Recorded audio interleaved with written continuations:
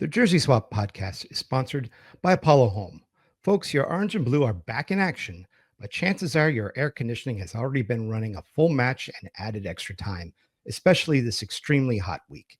Keep it performing at its tip top best with a $29 AC tune up from Apollo Home.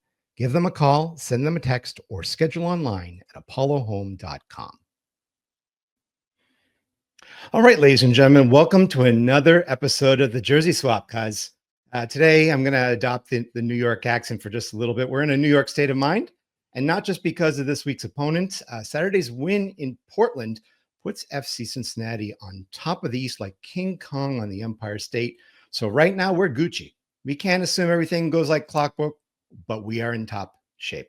Both teams centered around the five boroughs are still in the thick of things as well. Right now, New York City FC has the slight advantage after a huge win over Nashville on Sunday. The Big Apple also took quite a big bite out of FCC the last time the two teams played.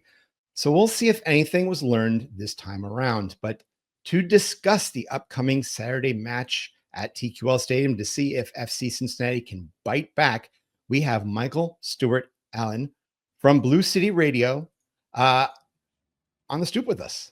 Michael, hey, great to be here. How are you doing tonight? Thanks for joining us. I'm doing okay. It's been a crazy day of travel, but it's good to be here with you at the end of it. So it's great. So yeah, happy to talk about some soccer. Yeah, I heard you're around the area, not quite here, but that you're traveling about. So we managed to catch you on the road. So good that you could join us for an episode here. We usually take this time to sort of just probe the mind of our opponents, sort of like a metaphorical jersey swap of sorts. But we do want to ask a little bit about yourself. I mean, we understand that you're the host of this podcast, but also that you're an actor. Is that something that we can probe about? Yeah, sure. I mean, that's sort of why I'm on the road here. The hotel room behind me. I'm in Indianapolis right now. I'm going to do a show here for the next 3 months. Just drove through Ohio yesterday, so it didn't hit Cincinnati, but hit Columbus. So, but waved to the crew fans there as I went through. I've been an actor for a while now. I do mostly stage, a little bit of TV and film and stuff. I've been on Law and Order, Blacklist, stuff like that. But wow. I have a real passion for soccer. Do this podcast weekly with my two other hosts, JR DeBart and Mike Anderer. And we just sort of get together and like to talk about soccer. And that's it sort of brings both sides together. I can do the podcast and I can be an actor and, talk about the sport as well. So, yeah. I was about to ask, I mean, is that a difficult balance to maintain? I mean, which interest sort of came first when you had the bug bite? It's so crazy because I think I started playing soccer when I was 5, and that's when I sort of fell in love with the game. Played all through high school and the first year in college. I hurt my knee, and I started doing acting when I was like 7 in like the school plays and stuff like that, and did it all through high school as well. But then once I hurt my knee and realized that I was not good enough to play any sort of professional soccer, I decided to make the pivot into acting and sort of throw myself into that. And it was really great. I went to UNC Chapel Hill, and they have a great program there. And I was able to work with a lot of good people, and then moved to New York, and have been pursuing it ever since. So they're both passions of mine. One I'm actually good at. The other one I just like to talk about. I mean, were you? I don't know what the plight of many New Yorkers are when it comes to determining whether or not you want NYCFC in your corner, or if you're a Red Bulls fan. Did you have that sort of like existential question when you first came to New York? I did, yeah. Actually, when I came to New York, I first, Red Bulls was the only team when I came to New York. So I tried to support them. I tried to get out there to Harrison, New Jersey, because they don't actually play in New Jersey. That's the big. They play in New Jersey. That's right. It's not easy to get to for someone who actually lives in New York City to get out there. So I tried to get out there a few times, try to be supportive of the club. Just never really stuck, and I always found myself watching the Premier League or watching, La Liga or something else like that. And I just never got into MLS, and because of the Red Bulls, I never could support them. I never really found that, symbiotic relationship there. And then when NYCFC was announced, I was on tour. I was on a Broadway tour at the time, and there were like 5 or 6 of us who decided that we would buy into founding members' tickets and start supporting the club that way. And then it's much easier, as a New Yorker, it's just a subway right away to get to the games. You can really it's a lot of fun, and because I think because like there were a group of us that did it together at the same time, we've all sort of stuck with it, and our fandom just sort of increased, and it's been easier to be a fan of NYCFC just because of the location more than anything, and Nope. also I think I like the style of play better. I think that we play a better style of soccer than Red Bulls. But again, I'm biased about that sort of stuff now. It's Um, six yeah, of one, six of a half dozen of the other. I mean, the location is definitely something that we went to see NYCFC and Cincinnati play the leg there at Citi Field. And I mean, talk of the stadium is certainly accelerating. I mean, how are things going with that site in uh, Flushing? the stadium is going to be absolutely beautiful. Absolutely. I mean, you guys have a beautiful stadium. I've seen your stadium. It's gorgeous too. It's envy. We've been envying your stadium for a while now, but the stadium is going to be gorgeous. They've just mapped it out where you can actually see where the field is going to be. And I've seen all the advanced planning. I've seen all the, all the stuff. There's going to be this huge like digital cube that you walk through like a hall that like you can see from the subway station when you stop and the 7 train stops out there. It's going to be really dynamic. An amazing place to see soccer. I think it's going to be a really great place to see some games. And I think it's going to really revitalize that neighborhood. They've only not only building a soccer stadium there, but they're building affordable housing around there. They're building a school. They're building like a clinic. They're sort of creating this whole little neighborhood around there. So it's not only it used to be when you go to Citi Field, there's a parking lot. There's U.S. Open, Arthur Ashe Stadium over there on the other side of the 7 train, and nothing else. Well, we're building everything else around it, so it's going to change that whole area, not just for the stadium, but with bringing people in. I think there's going to bring new fans in. It's really exciting. It's really exciting products for us. It can't happen fast enough. I mean, if you guys don't use the automatic joke from Futurama and call it the Madison Cube Garden, I'm going to be very mystified by the planning stages right now. But it looks like it's going to be an outstanding facility. I hope that it goes well. I think 2027 is when they were predicting things to open up there. And all things are all on point to do that. So I think our season 2027, we can stop with all baseball jokes. We can stop with all the people like tweeting out stuff about us playing a baseball field, and we can actually have a proper stadium, and it's going to be very exciting. That's too bad because we had all the jokes from when we played Lou City in the USL that they played on a baseball field. And so I think the more that you have these soccer specific stadiums, it's great, but then you lose the taunt in that process. Well, we have a surprisingly strong record of people who tweet and taunt us, like teams that tweet and taunt us about baseball fields. We normally beat them the next game, so that's actually pretty dangerous. Well, you guys get to try us out for a change on the road. Looking at how you guys are doing, I mean, decent, 8th in the East, 12 wins, 5 draws, and 8 losses. Definitely a strong defense. I think we can look at this and say that this is one of the better defending teams out there, and it seems to be the forte. It's And it seems, yeah. Sorry, go ahead. Well, no, I want because we used to be that. That's the thing that actually worries me the most right now. Because Thiago Martins hurt his knee, had knee surgery a couple of weeks ago, so he's out.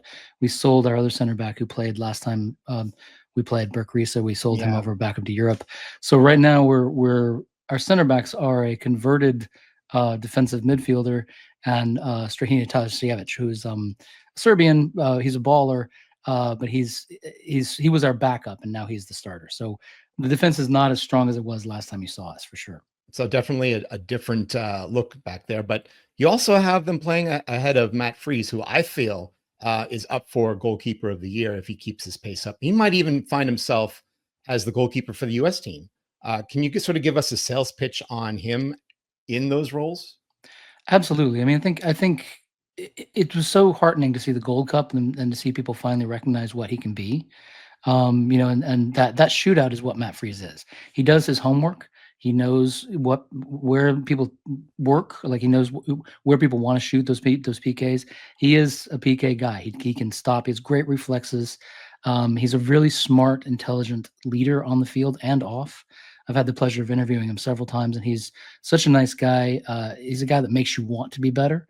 I think he's a great, natural fit for both clubs as the starter. In the U.S. men's national team, the goalkeeping position is wide open, and I think Freese has the instincts, He has the ability, and he does the work. He really does. He deserves all the accolades he's getting, as far as I'm concerned. I think he's definitely one of the top keepers in MLS for sure. Yeah, I mean, now that you have Matt Turner coming back into MLS, you have Zach Steffen back here. It certainly feels like the goalkeeping wave is coming back to the United States to prep for the World Cup. I mean, I'd give him a puncher's chance to start for the US in the World Cup. It's going to depend, I think, really how far this team can go on the back of Matt Freese. Yeah, I think it's going to be interesting. I mean, to start as a keeper, you got to play. You got to play for your national. If you want to play for your national team, you got to play in your club team. And I think that's why Matt Turner's coming back. That's why you're seeing all these guys come back from Europe that didn't get those starting minutes over there. And Freese has been getting that all along. So I think he has as much of a chance as anybody at this point. And I think he's putting together um, some very good stats this year. And if he keeps going, we make a run in the playoffs. Absolutely, I can see him, sort of impressing Pochettino that way. So you said basically you have sort of I wouldn't say a ramshackle, but certainly a new set of center backs in front of Freeze. Are you expecting the 4-3-3 defensive shape to sort of remain the same in front of them? Yeah, I am. I think that's sort of the way we play. The big difference when Justin Hack plays back there at center back, and I think it's really something interesting that Jansen has added to the team this year is he's giving Hack the ability to roam forward into the offense when he feels like it, when he feels like there's a chance for him to get forward and create an overload, and then the line sort of converts back to a back three at that point, and Hack is this roaming defender in the middle or attacker in the middle of the pitch. It's been really effective so far, and we're starting to see not only Hack do it, but also Tanasiewicz do it as well. So both of those guys are getting forward more into the offense, and it's a really interesting little nuance that the new coach Pascal Jansen has added to the game that I really love. I think he's very smart tactically that way. It's a very interesting setup. I mean, I look at that, and if it's going to become a back three, you're also leaning on Tavon Gray and Kevin O'Toole to sort of play those defensive bits. I remember O'Toole being more of an offensive counterpoint.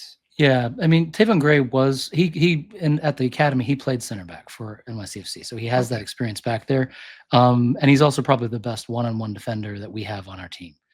So when he slots in there, O'Toole is sort of the question mark in that system, but his defending has gotten better and better and better. O'Toole himself, he's a converted forward. I think that was converted back there, so he still wants to get forward too. I think Janssen is giving him the ability to step forward as well. And again, when he steps forward, it becomes a back three again too. He wants to create those overloads, and it mostly comes from Hack and O'Toole going forward. It's going to be interesting to see if they can pull that off against sort of the three-pronged wedge that you see on offense right now with FC Cincinnati. Denke is finally back, looking 100%. He'll probably play most of the game. Evander, of course, is going to give you 90 minutes no matter what. If you have Echenike or I'm going to guess maybe even Lux Engel might give you a little bit up there. There's a good chance that you're going to see them try to take advantage of this back three. Yeah, and they should. I mean, it's a new formation. Like when Thiago Martins went down, then it we sort of scrambled because it was not expected, and we're getting a new center back in, but he can't come soon enough. Yeah. There's a lot of pieces I think that you're going to see come and go over this next week or so. Let's also focus a little bit on the offense. I mean, when you hold a group to a clean sheet, usually all you need is one, and that's it. But it looks like, according to the numbers, I'm looking at 36 goals scored so far. But if aside from Alonso Martinez and Hannes Wolf, doesn't seem to be much of an offensive spark. Is there anybody who you think Janssen's going to lean on a little bit more as the season goes through? Absolutely do. We just got a new player, Nico Fernandez Mercado. He plays up there. It's sort of a right winger, and he can slot into the 10 spot as well. He came over from the second division in Spain, and he's great. He's Argentinian, really good technically with his feet, great passer, has great vision on the field. I've seen him play 4 games now live and been impressed with him every time I've seen him. And he is now getting back into game fit shape, so he's going to be up there. It would surprise me if he's not in the starting lineup on Saturday and is not giving you guys fits on the back line, because he's really quite clever with his feet and his ability to see and create chances for others. So he got an assist last game when we played against Nashville. Really a creative player and a new guy that you haven't seen before. So yeah. Yeah, from the lineup that I see from the last game, that win against Nashville, you had Fernandez and Wolf both sort of around Martinez. Also, though, I remember Julian Fernandez scored against us in that game. Has he fallen off the earth? I mean, who are the backups if you can't lean on Martinez up there? Well, I think, Julian Fernandez and Agustín Ojeda sort of suffer from the same plight. They're both really talented players, but they're both really young and really not consistent. And I think that's been their downfall. So sometimes Julian and Agustín will wow you and do something really impressive. And then sometimes they'll get out there and be a complete ghost on the field. And right now with Mercado coming in, it's now the front line is going to be Wolf, Alonso up top, and then Mercado on the other side, and Maxi Morales behind them. And then Agustín Ojeda and Julian Fernandez will come in and be those backups from now on. The front line is actually really sort of solidified into, I think, a pretty good, potent unit over the past month or so. And we've seen, more goals scored in games than before. And not only Wolf, but now that Mercado's getting there as well, he hasn't scored yet for us, but he's created some opportunities and chances for Alonso. And Alonso is always clever, makes really good runs. So those guys are going to fit in there. Hernandez and Ojeda are fighting for that, primary backup position. And if somebody goes down, they'll be one of the starters. That's good. I mean, you had a lot of experiments, I feel, up front. Talis Magno didn't really give you too much. Monsef Bakrar is gone, as far as I understand. Yeah. So to have, I guess, Julian Fernandez and Agustín Ojeda as your backups, I guess there's some confidence there. And I haven't quite seen it yet. Like you said, they're still a little young. They probably need a little bit of work behind them, but looks like the potential could be there. I don't know if they're going to have it against our type of defense. You might have a fortunate setup where it sounds like Miles Robinson might not be playing on Saturday due to a little bit of a knock that he picked up in Portland. And from what I also understand, the news is coming out. There's rumors that DeAndre Edlin is out the door pretty soon to RSL. So we might have a little bit of a different defensive look, but I still think you're going to have a lot of power back there. So that's a matchup I'm willing to take a look at and see how they fit against each other. Yeah, that'll be a really fun one to watch. I think that our offensive front going against your back line is going to be really fun, because you guys are real powerhouses. I really love I love watching you guys play this year, and deserve every bit to be in the top of the East right now. So it'll be interesting to see how we rise or fall to the occasion. Yeah. I do remember, I think there was a one-on-one against Miazga, and because he had to foul in the box, that led to the penalty that Martinez took and eventually missed. So ball don't lie, but lucky for us there. Yeah. So looking at 9 matches left in the season, we'll try to look at the future before we look at this matchup. The 8 of these matchups are against possible playoff squads. There's a lot of competition coming down the pipe. How high of a ceiling do you really see in this squad? If we can get Raul Gustavo in and get him up to speed pretty quickly, I actually do see a pretty high ceiling for us. It's a weird year, sort of what I was saying about Julian Fernandez and Agustín Ojeda.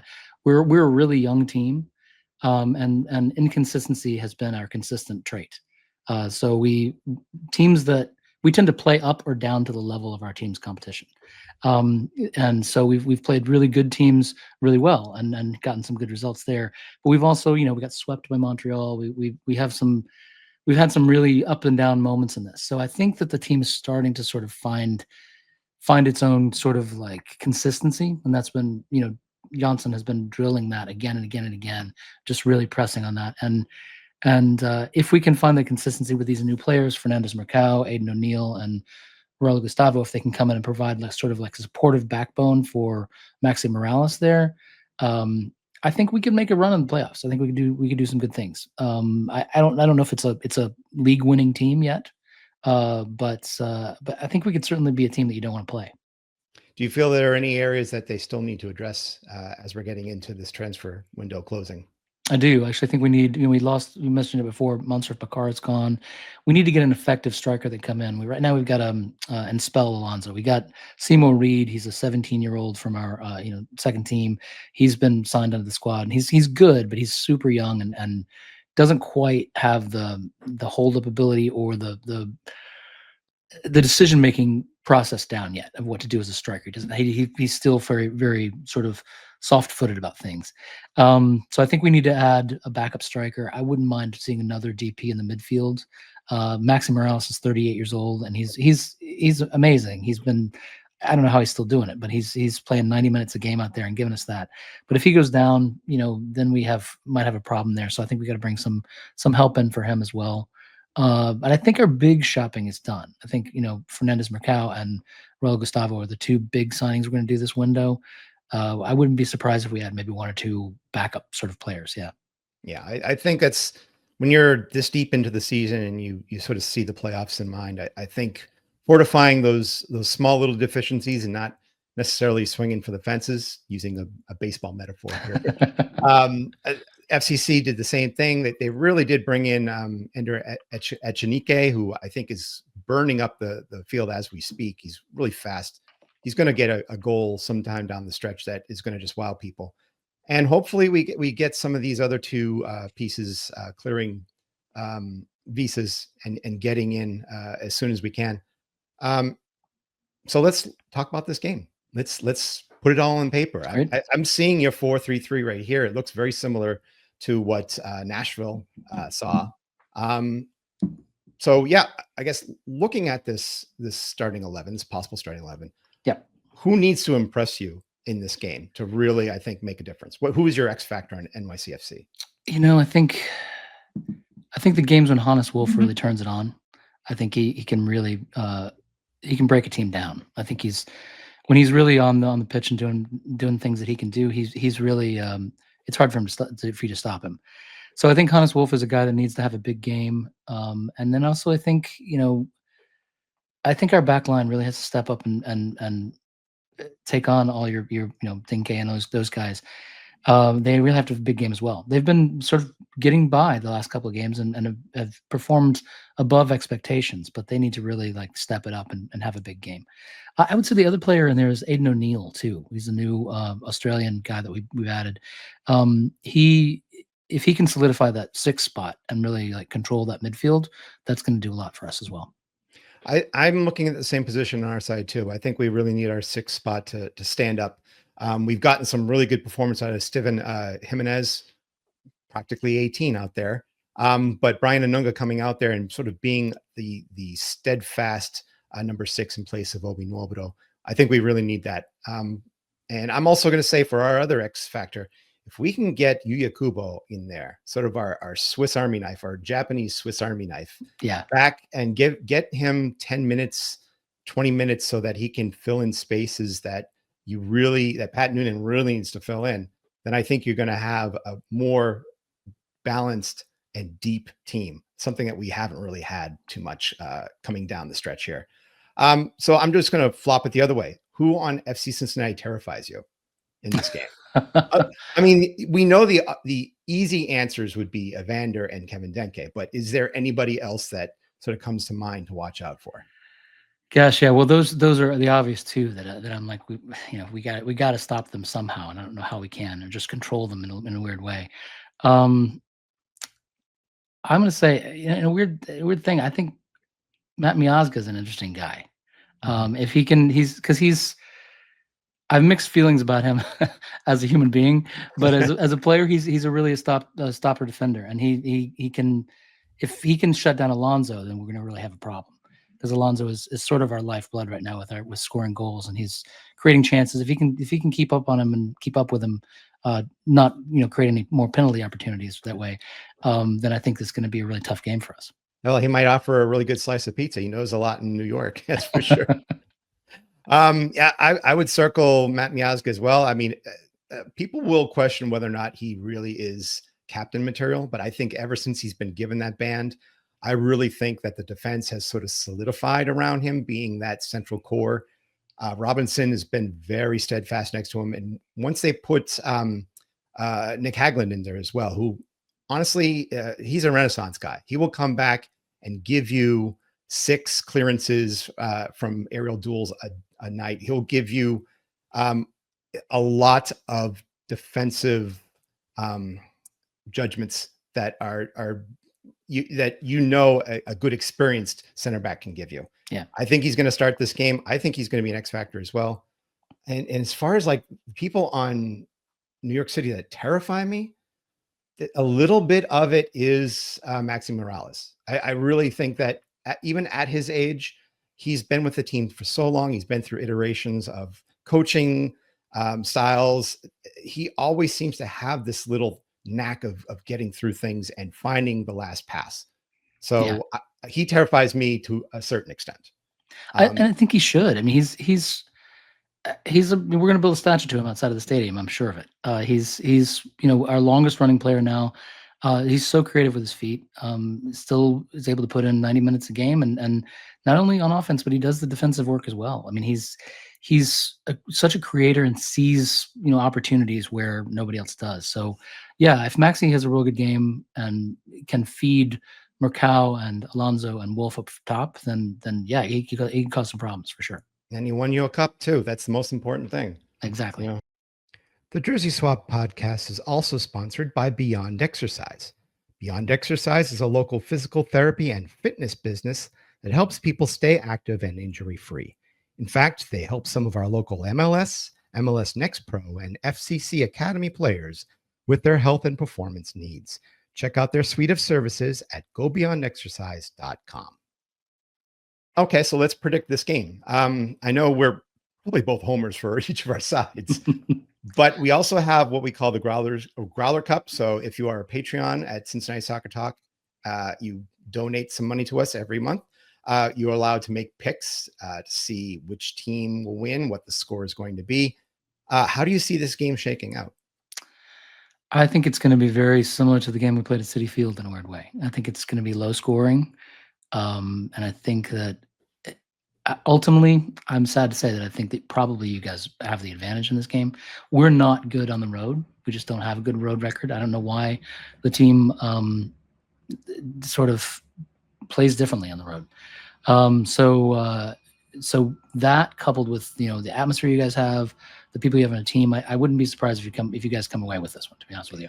But like 2-1 maybe, or I wouldn't. I'm as a homer, I'm going to say a draw. I'd be really happy with a draw, 1-1, something like that.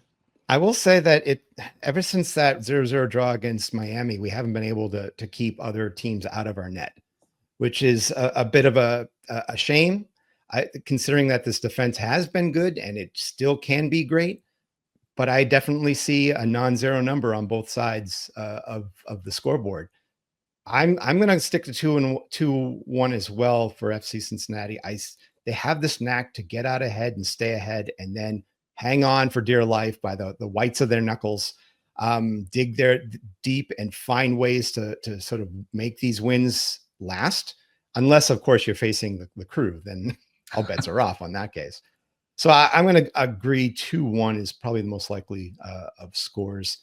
And hopefully, this also sets, they have their last stretch, I think 5 out of 7 games at home. They need to prove that they can win at home. They've been a great away juggernaut, but they need to prove that they can do more than just draw at home. So I'm hoping for a good win. Well, I'm hoping for the difference. Hope we prove me wrong. We do have a lot of pressure on ourselves too to keep us up in this playoff position. We got 2 extra games to play as well on most teams. So our September schedule is brutal as far as we play a game every 3 days. So I know we're wanting every. Pascal Jansen said the other day that every game is a playoff game at this point. We want to treat it that way. So hopefully we start the match really hot and can get something on you guys before you realize it.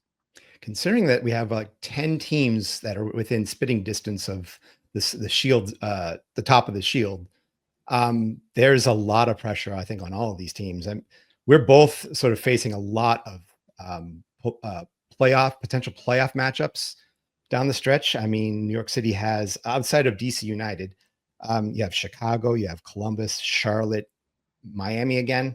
So I think both of our teams have a rough road getting into the playoffs. It's just a matter of who can keep that momentum. Yeah, absolutely. Though a lot of those games are home games, which are good Mhm. for us. So we're happy. It's a brutal schedule, but we play a lot at home, so that's good. Are they truly home games though? If the Yankees are in the playoffs? Well, we know the whole city's home for us. We play Queens or the Bronx, either one. It's those two stadiums have been good to us. We'll use whichever one's Well, available. the Mets are also in the thick of it too, so you might not have either stadium I in the know those playoffs. are. I don't know. It's just to have the whole stadium talk. Just to have a stadium, not to have to deal with this every October, be really great. Now, I mean, I know that New York City is one of the biggest cities in the world, but I mean, having all these sports with two teams in New York, it, I mean, as a New Yorker, what is that feeling of just having all of this sports overload in the professional leagues? It's I think it's kind of exciting. You're on the subway and you'll be. I mean, I'm a Giants fan, and when I watch football, but I'll be on the subway wearing my Giants cap, and then I'll look across the way and there'll be somebody in all green.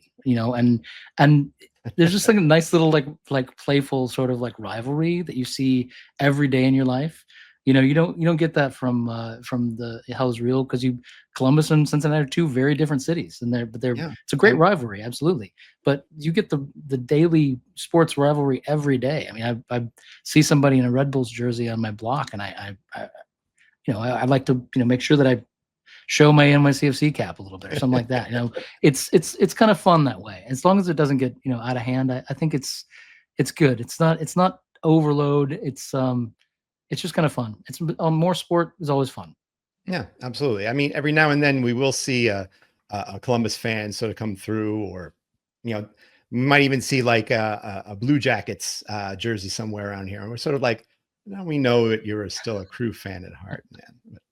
Um, Michael, it's been great having you on this. I mean, having you sort of give us a little bit more of an insight on New York City and their chances in the playoffs. I hope we don't face you guys again in the playoffs. I hope But so too. Actually, I hope I wouldn't want to face you guys in the playoffs either. So. that might be a little bit different. It'll be interesting in the sense that it'll be another New York team we'll face in the first round for like the fourth straight year. It's kind of ridiculous. I definitely want to open up the field to you, and take this last minute to sort of like talk about where we can find you, and also what Blue City Radio is all about. Yeah, sure. Blue City Radio, I'll start with there, is we've been around since the club began. Mike Ander is the driving force behind it. I joined about 2 or 3 years after they started, and have been a co-host ever since then. We just celebrated our 500th episode. We do weekly podcasts. Talk about not only New York City, but we also talk about sport in general, sport in general, USA, U.S. men's national team, anything involving New York sports. We mentioned a little bit now every now and then. It's a fun, good way. If you're looking for like lots of jokes and crazy yuck stuff, it's not as much of that. It's just more like analytics, and we're talking about what happens if and discussing situations. But it's a good fun podcast that everybody should listen to if they're interested in soccer. Me personally, I write for Prost International. I write about soccer for prostinternational.com, or Prost Soccer is what it's called. And you can also find me as an actor at michaelstewardallen.com if you want. So yeah. Okay. Thanks, man. I mean, Blue City Radio, check it out. It's bluecityradio.com. I mean, go there and listen to any of the podcasts that come up. And if you guys want to listen to any of more of our podcasts, you know where to find us. CincinnatiSoccerTalk.com. You can always go and check us out on social media at Cincy Soccer Talk. And of course, go to Apple, Spotify. We're all there. But if you want to hear more of us, we'll be here next week as well. Until then, on behalf of myself, on behalf of Michael, thank you very much. Michael, keep your kit clean, and we'll see you next time. You got it. Thanks so much. Thanks a lot.